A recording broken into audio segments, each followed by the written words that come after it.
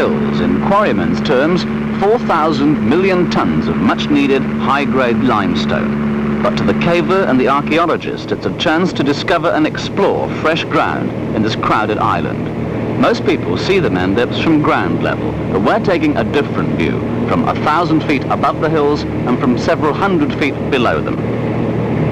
Crook's Peak, at over 600 feet, one of the most prominent features of western Mendip. In its shadow, the Loch's Yeo Valley, its rural peace soon to be shattered by the roar of motorway traffic.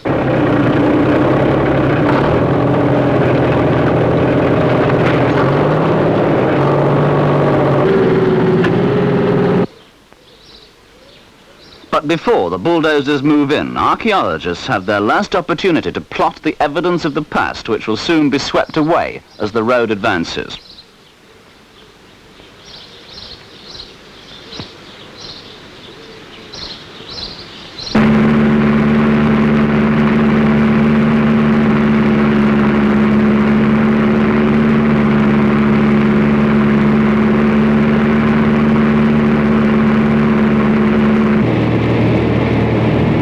The capital of Mendip is Axbridge, a market town with a lot of historic atmosphere. Opposite the church stands King John's Hunting Lodge, a fine 16th century half-timbered house which now houses the town's museum.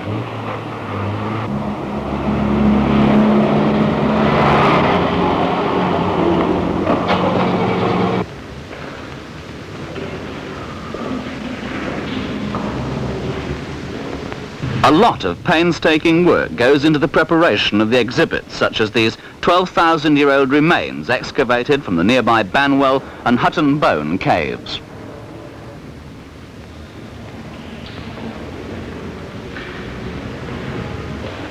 Cast in bronze, the Axbridge nail was used by generations of traders for settling accounts, which gave rise to the popular expression, pay on the nail.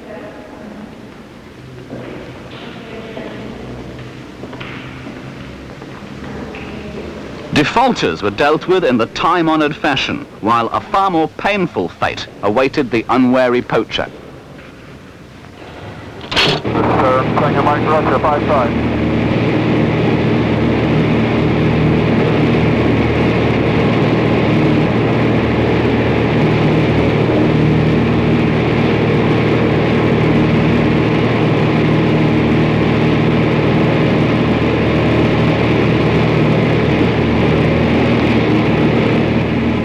From 1,000 feet up, the Cheddar Gorge takes on a quite different aspect.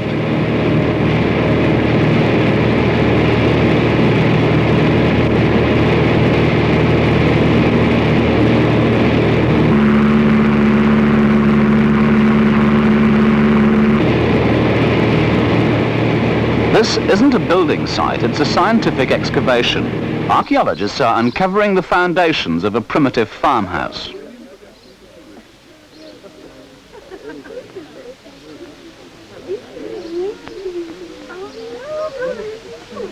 Although unspectacular in themselves, finds such as these pottery fragments date the settlement to the time of the Roman occupation.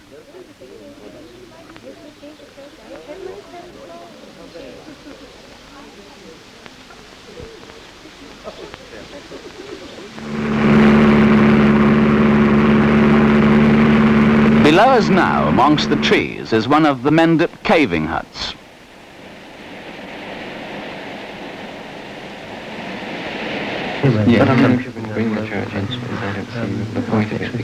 Today's expedition promises to be something special.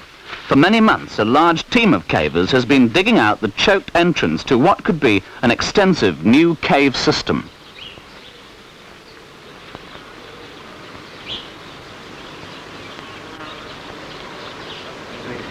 Countless buckets of soil have been laboriously hauled to the surface.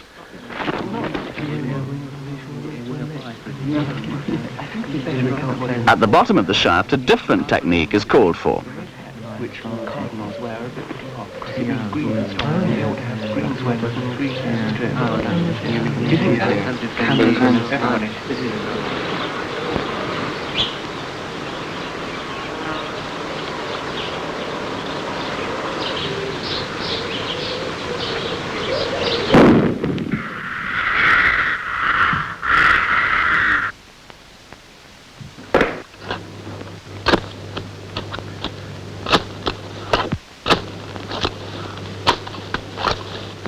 The final barrier crumbles, and at long last, the way lies open.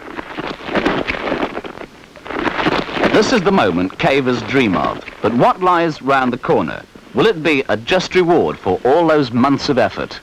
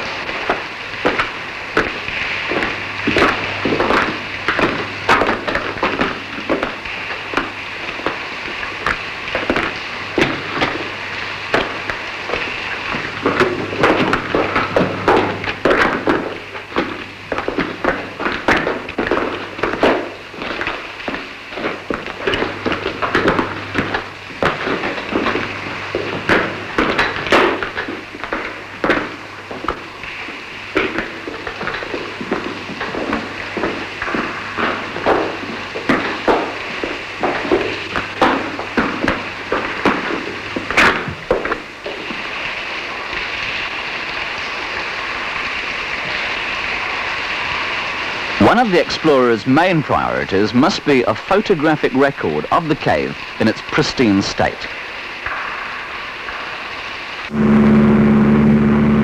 But for the best pictures of pretty circles, however, aerial reconnaissance really comes into its own. Built at the same time as Stonehenge as religious meeting places, the circles are almost impossible to distinguish from the ground. Well, just a few minutes flying time brings us to Priddy itself, the highest village on Mendip. 500 feet below the 13th century church lies over 5 miles of caves known as Swildon's Hole. Here, the would-be explorer has to share the passages with a tributary of the River Axe.